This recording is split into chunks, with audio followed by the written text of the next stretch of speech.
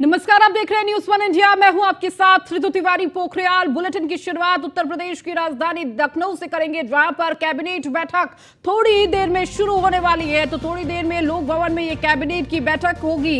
Cabinet बैठक में कई अहम प्रस्तावों पर मंजूरी मिलेगी। कैबिनेट बैठक में 20 से अधिक प्रस्तावों पर चर्चा हो सकती है।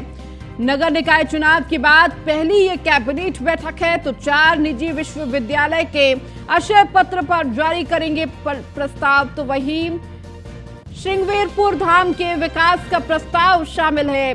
इसके साथ ही साथ निवेशकों को नीति के तहत दिए जाने वाले लाभ का प्रस्ताव है। पुराने भवनों के ध्वस्तीकरण की मंजूरी का प्रस्ताव शामिल है। बैठक के बाद फिल्म द केरल स्टोरी की स्पेशल स्क्रीनिंग रखी गई है, जो सुबह 11 बजे लोक भवन ऑडिटोरियम में स्पेशल स्क्रीनिंग देखी जाएगी।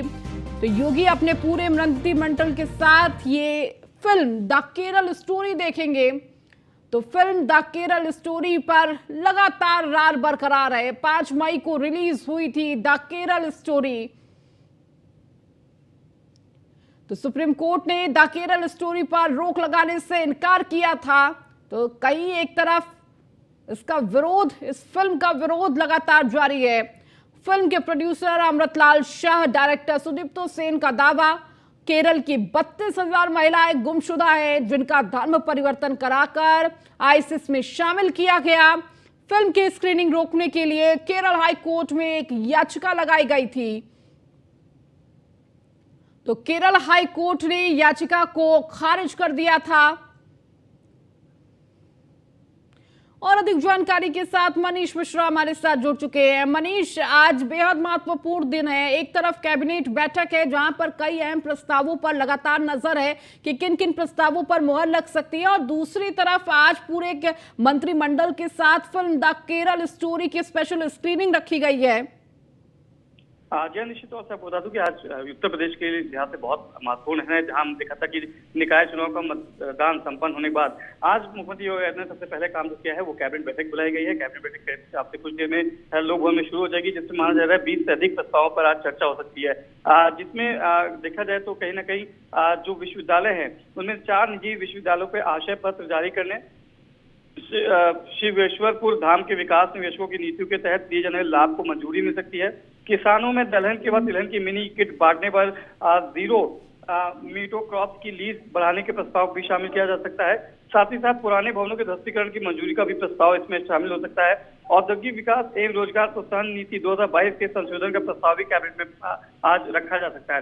तो माना जा रहा है कि ऐसे करीब 20 से अधिक प्रस्ताव है जिन पे आज चर्चा होगी। इसके बाद माना जा रहा है कि जो इन प्रस्ताव पर मुहर भी आज लग सकती है। उसके बाद योगी कैबिनेट, जो पूरी योगी कैबिनेट है, वो करीब 11:30 बजे लोक भवन में एक स्पेशल स्क्रीनिंग रखी है द केरल स्टोरी की, जिससे हमने देखा था कि तमाम राज्यों में, चाहे वो बात करें पश्चिम बंगाल की बात करें, चाहे तमिलनाडु बात करें, जहां एक तरफ विरोध प्रदर्शन हुआ, स्क्रीनिंग पर रोक लगाई गई है, वहीं उत्तर प्रदेश की योगी सरकार ने सबसे पहले इसको टैक्स फ्री किया था। उसके बाद अब ये निर्णय लिया है कि अपनी मुख्यमंत्री योगी आदित्यनाथ खुद अपनी पूरी कैबिनेट सर्च की स्पेशल स्क्रीनिंग देंगे। आपको बता दें कि अभी 2 दिन पहले भी द केरल स्टोरी की जो पूरी टीम है वो लखनऊ प्रवास पे आई थी। उसने मुख्यमंत्री योगी आदित्यनाथ से बात की थी और मुख्यमंत्री योगी आदित्यनाथ ने उनकी जो पिक्चर जो बनाई गई है, जो स्टोरी बनाई गई है, उसको लेकर उनको प्रोत्साहित भी किया था और उनसे मुलाकात भी की थी। तो कहीं ना कहीं जिस तरीके से हमने देखा था द कश्मीर फाइल को लेकर एक धरना अलग था, जो विपक्ष था वो कहीं ना कहीं अलग प्रोपेगेंडा की नीति बता रहा था, वहीं अब द केरल स्टोरी पे बात करेंगे तो कहीं ना कहीं फिर से विपक्ष सरकार को घेरता नजर आ रहा था। सरकार ने ये सिर्फ जो मूवियां हैं जो सच्चाई की तरफ दिखाती है, जो सच्चाई को प्रेरित करती है, उसको प्रोत्साहित का काम कर रही है। और इसी तहत पहले कश्मीर फाइल और अब द केरला स्टोरी को स्पेशल स्क्रीनिंग देखते हुए नजर आएंगे मुख्यमंत्री योगी आदित्यनाथ अपनी तमाम कैबिनेट के साथ। जी बिल्कुल मनीष। और मनीष, देखिए, द केरल स्टोरी को लेकर लगातार एक तरफ कहीं समर्थन मिल रहा है तो कहीं विरोध इसका हो रहा है। और वही उत्तर प्रदेश की अगर बात करें तो एक तरफ टैक्स फ्री किया गया, और अब देखिए कहीं ना कहीं इस फिल्म को लेकर बढ़ावा देते हुए उत्तर प्रदेश की सरकार भी नजर आ रही है कि हर एक जो महिला है उसे ये फिल्म देखनी चाहिए। और कहीं ना कहीं और जब ये आज स्पेशल स्क्रीनिंग रखी गई है, एक बड़ा संदेश भी जाएगा मनीष। निश्चित तौर से देखिए, हमने जब केरला स्टोरी को जब टैक्स फ्री किया गया था तो हमने खुद उप मुख्यमंत्री केशव प्रसाद मौर्य से, डिप्टी सीएम ब्रजेश पाठक से इसको लेकर बात की थी। तो उनका कहना था कि ऐसी मूवी जो सच्चाई से रूबरू कराती है, जो लोग धर्मांतरण करते हैं, और सबसे अहम बात अगर उत्तर प्रदेश की आप देखेंगे तो कहीं ना कहीं धर्मांतरण की जो नीति बनाई गई है, उत्तर प्रदेश में सबसे पहले धर्मांतरण की नीति बनाई गई थी, जिसको लेकर तमाम टेस्टिंग की गई थी, तमाम चलाए गए थे, अभियान भी चलाए गए थे। उसको देखते हुए आप देखेंगे तो कहीं ना कहीं ऐसी जो धर्मांतरण की जो खबरें आती हैं, पहले भी आती थी और अभी भी कहीं ना कहीं देखा जाता है कि तमाम ऐसे राज्य जहाँ पे ऐसी चीजें होती हैं, सही में लागू हो रही हैं, तो उसको रोकने के लिए उस पर कैसे लोगों की सच्चाई से रूबरू कराया जाए। एक ऐसी फिल्म जो सच्चाई से रूबरू कराती है, जो कहीं ना कहीं दावा करते हैं उनके डायरेक्टर की 32,000 से ज्यादा महिलाएं अभी भी जो केरला की हैं वो मिसिंग है। तो ऐसी लोगों से सावधानी बरतनी चाहिए, ऐसे लोग से कैसे सावधान रहे, इसको लेके एक स्टोरी बनाई गई थी जिसको प्रोत्साहित करना चाहिए। और तमाम हमने देखा था कि चाहे भारतीय जनता पार्टी जहां जहां सरकारें हैं वहां इसको दिखाया गया था। उत्तर प्रदेश की राजधानी लखनऊ में भी यहाँ के जो प्रदेश मंत्री हैं उन्होंने भी एक स्पेशल स्क्रीनिंग रखी थी, महिलाओं और बच्चों को दिखाया था कि महिलाएं और बच्चे इसको देखे, खासतौर से जो नई उनकी लड़कियां हैं वो जरूर देखें और ऐसे कहीं ना राह भटकने से बचने की कोशिश करें। जो अगर कोई ऐसे उनको बरगलाता है तो उसकी बरगलाहट से बचे।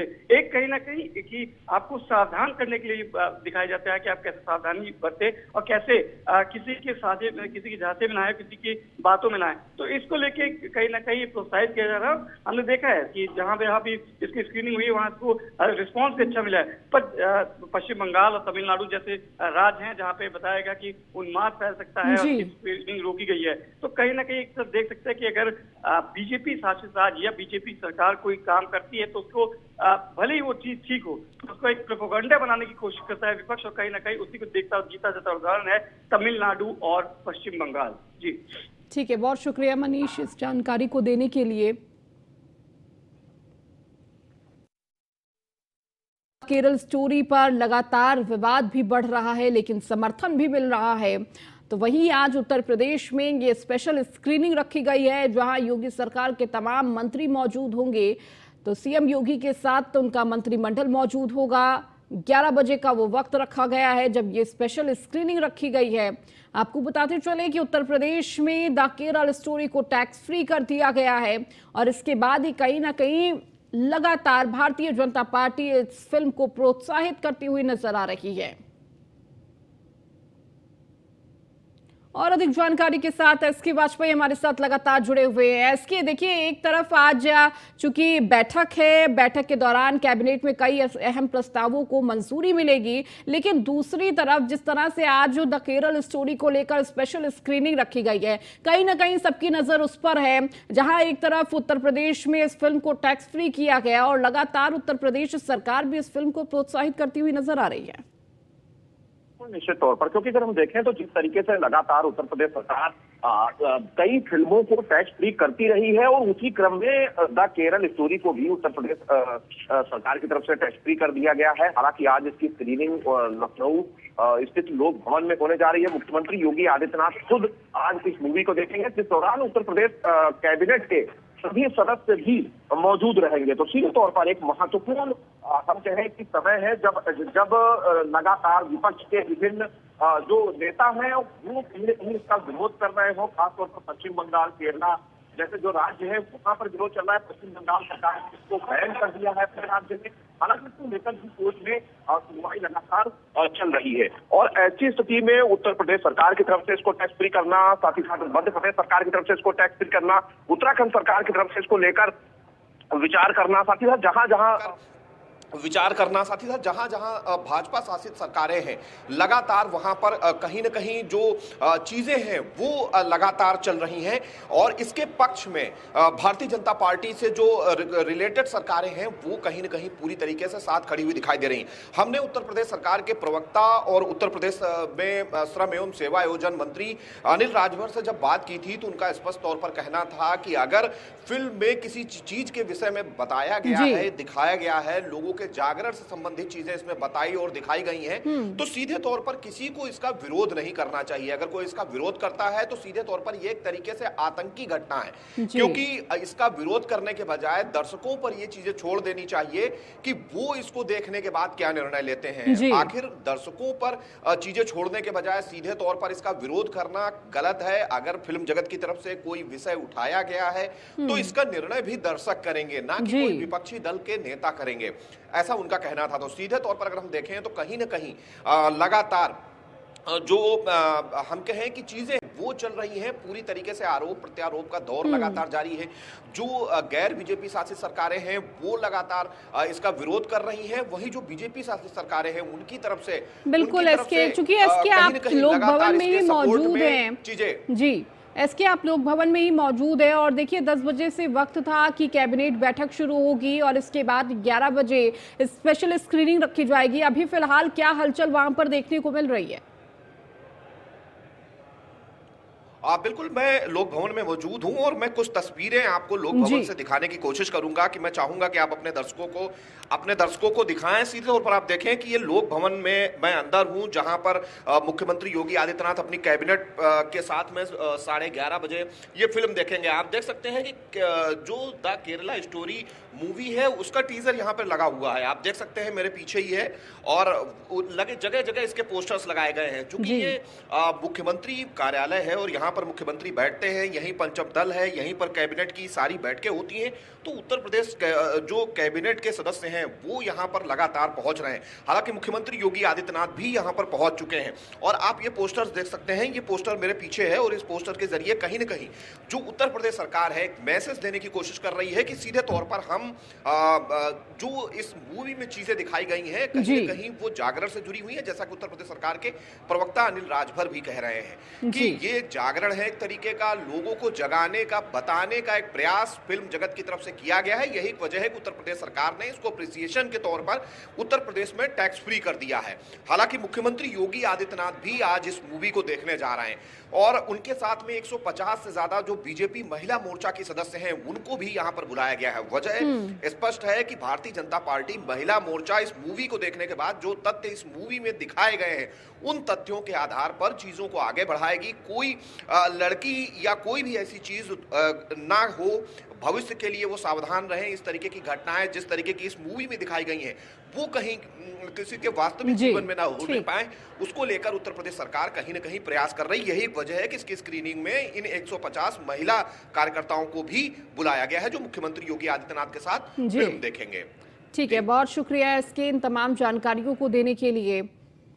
तो वही दूसरी तरफ निकाय चुनाव को लेकर चूंकि कल मतगणना होनी है और इसे लेकर अधिकारियों की जो तैयारियां हैं वो अंतिम पड़ाव पर है। लगातार यूपी में निकाय चुनाव के लिए कल मतगणना के दौरान सभी जिलों के प्रेक्षक आज स्ट्रांग रूम का दौरा करेंगे।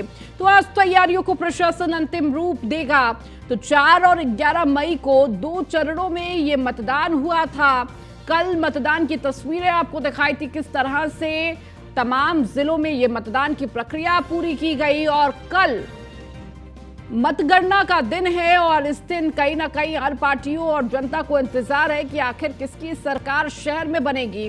लेकिन इससे पहले प्रशासन पूरी तरह से मुस्तैद है। सभी जिलों के प्रेक्षक आज स्ट्रांग रूम का दौरा करेंगे। आज तैयारियों को प्रशासक अंतिम रूप देते हुए नजर आएंगे। तो फाइनल राउंड फैसले का काउंटडाउन शुरू हो चुका है। कल सुबह से ही लगातार वोटों की गिनती शुरू हो जाएगी।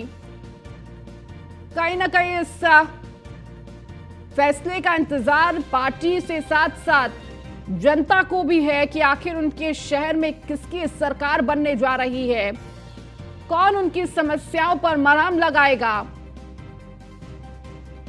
तो वही प्रशासन अपनी पूरी तैयारी में है, पूरी मुस्तैदी से लगातार जहां मतदान की प्रक्रिया संपन्न करवाई, तमाम सुरक्षा व्यवस्था के तहत ये मतदान की प्रक्रिया संपन्न हुई। तो अब आखिरी पड़ाव मतगणना है और इसे लेकर भी प्रशासन और अधिकारी मुस्तैद है, लगातार अपनी तैयारियों को अंतिम रूप दे रहे हैं। तो वही स्ट्रांग रूम का दौरा सभी जिलों के प्रेक्षक कर रहे हैं। तो 4 और 11 मई को मतदान हुआ और 13 तारीख को मतगणना का दिन है।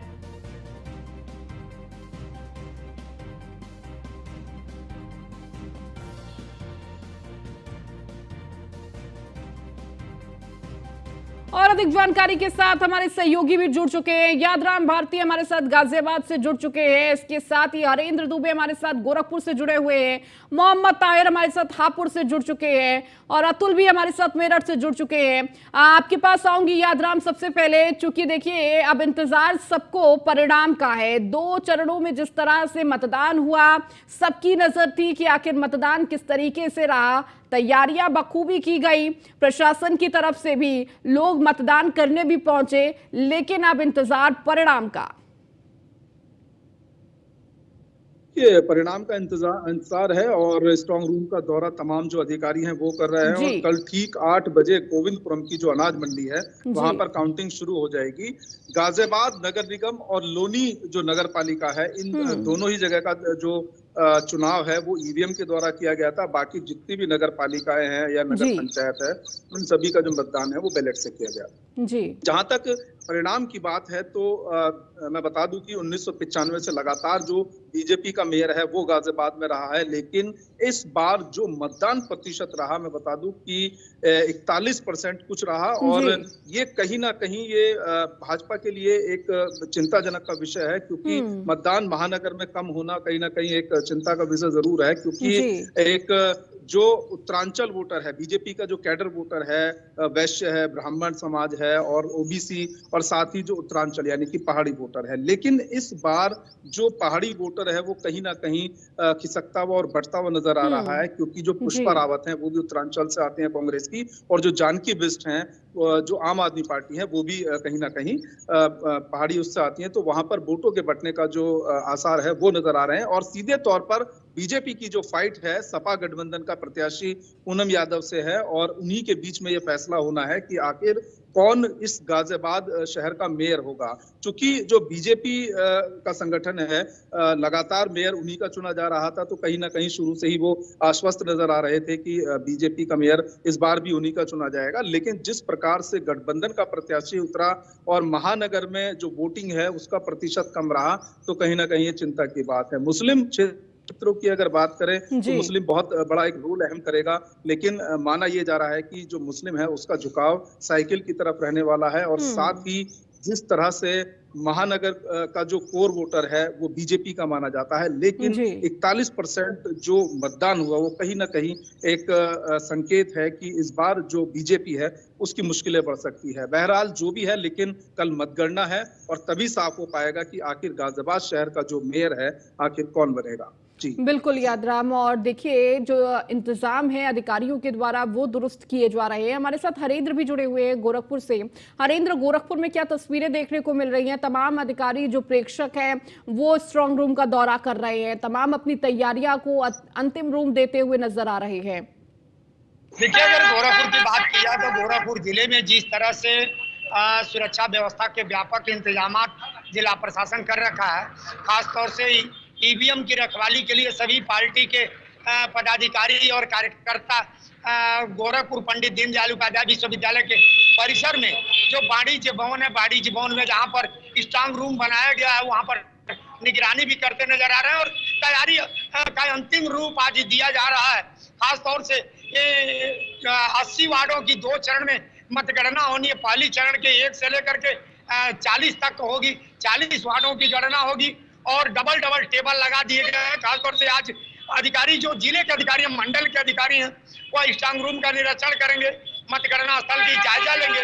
सबसे बड़ी बात रही कि इस बार जो सुरक्षा व्यवस्था के व्यापक इंतजाम किए गए हैं वह जो है कि सीसीटीवी कैमरे के माध्यम से भी पैनी नजर मतगणना में रखी जाएगी। और सबके निर्देश जिला प्रशासन ने दिया है सभी प्रत्याशियों को कि अपने समर्थक को मतगणना स्थल से कम 500 मीटर की दूरी पर रखें और 500 मीटर की दूरी, कहीं कोई पटाखे आतिशबाजी नहीं करेगा, कोई खुशी का इजहार नहीं करेगा, किसी तरह की नारेबाजी नहीं होगी। इसको लेकर के जो है कि पूरा प्रशासन मुस्तैद नजर आ रहा है।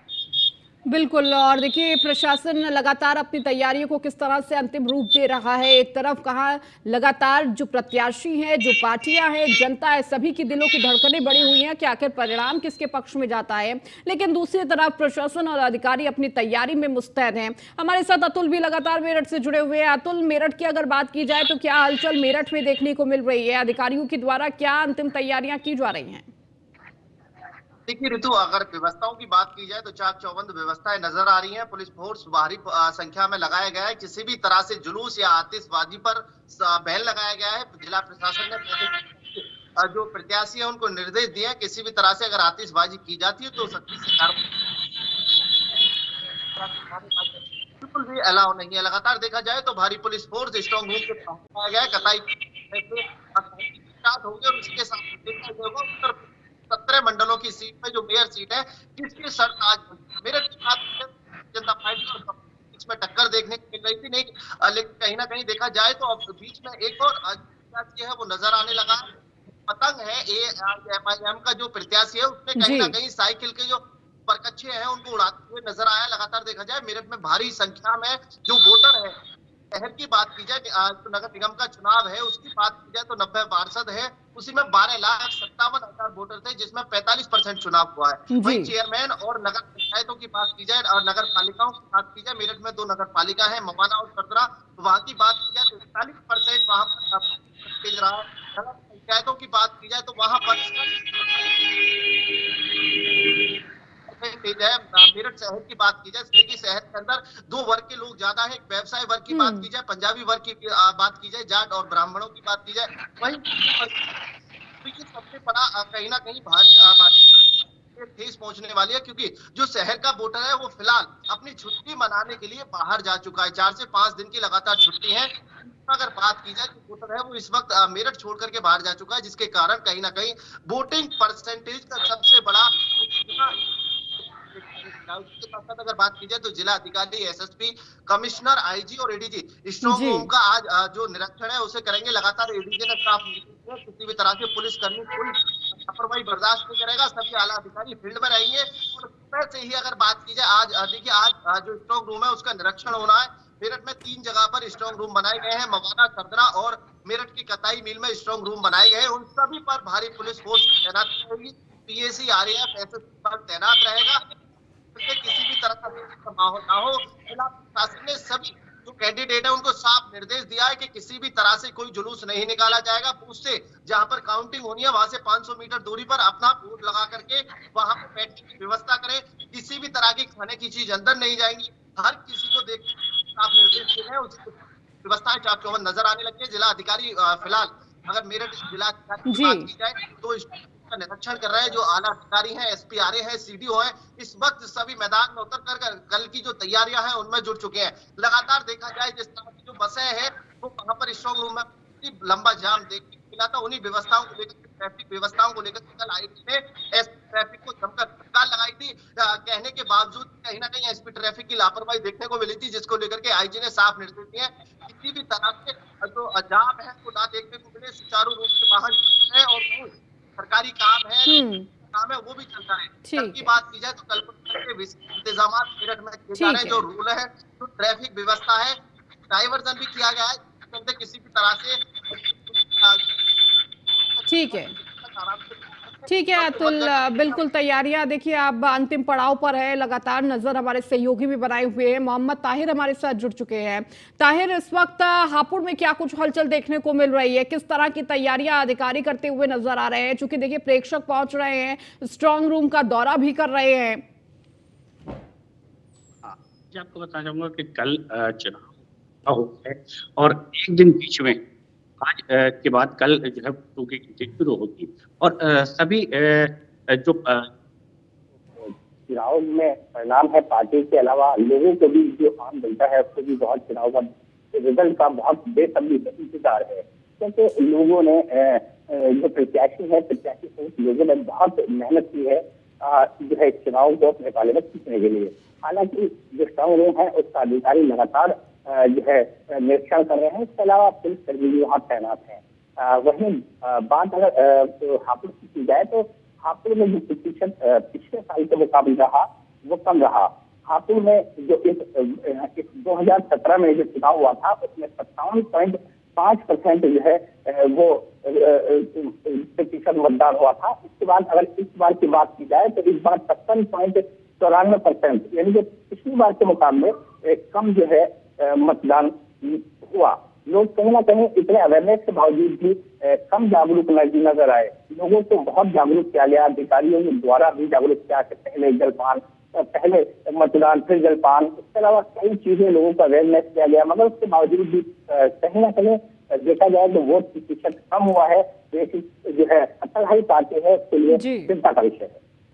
बिल्कुल ताहिर, और लगातार हमारे सहयोगी पल पल की अपडेट बता रहे हैं किस तरह से अभी अधिकारी तैयारियों का अंतिम रूप दे रहे हैं। यादराम लगातार गाजियाबाद से जुड़े हुए हैं। यादराम, ऐसी भी तस्वीरें सामने आ रही थी कि लगातार स्ट्रांग रूम के बाहर कहीं ना कहीं पार्टियों का जमावड़ा भी देखने को मिल रहा है। कई ऐसे लोग हैं जो लगातार रखवाली करते हुए नजर आ रहे हैं, नजर रखते हुए नजर आ रहे हैं कि किसी तरह की कोई गड़बड़ी ना हो।